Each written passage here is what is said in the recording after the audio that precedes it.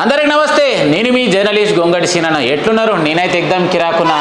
మరి వీడియోలోకి వెళ్ళే ముందు మీ అందరూ మరి సబ్స్క్రైబ్ బటన్ నొక్కి సబ్స్క్రైబ్ చేసుకుంటే మంచి మంచి వీడియోలు మీ అందరూ ముంగట్టుకు వస్తాయి. మరి గేలటి ముచ్చట ఏంటంటే, అధికారులు అంటే పేరుకే అధికారులు కానీ వస్తున్న జీతం సరిపోక బెంచ్ కింద నుంచి మంచి పనులు అయితే మొదలుపెట్టిరు.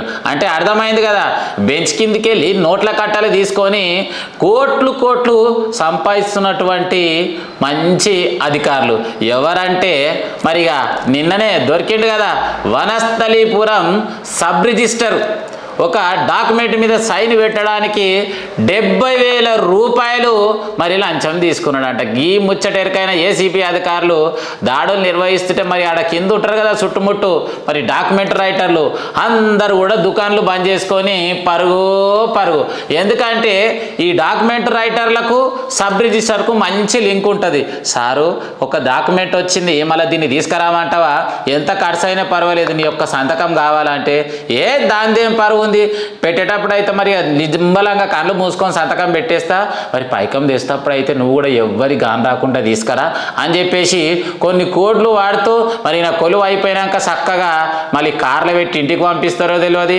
మరి ఆ దుకాణాలలో పెట్టి వెనకకెళ్ళి అలా వాళ్ళ ఇంటికి పోకుండా పక్కింట్లోకి వెళ్ళి దోస్తుల ఇంట్లోకి చుట్టాల ఇంట్లోకి మస్తు పైకం పోతున్నాయని ఏసీబీ అధికారులకు తెలియడంతో చక్కగా ఆడుకోయి మరిగా దోలాడితే 70,000 రూపాయలు దొరికినాయి.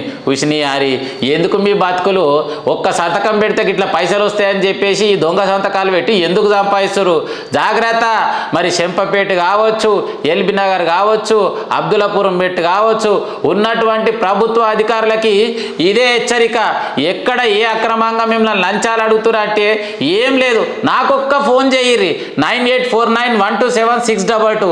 కుల్లం కుల్లా చూపించుడే, బుడ్డిలన్నీ బజాయించుడే.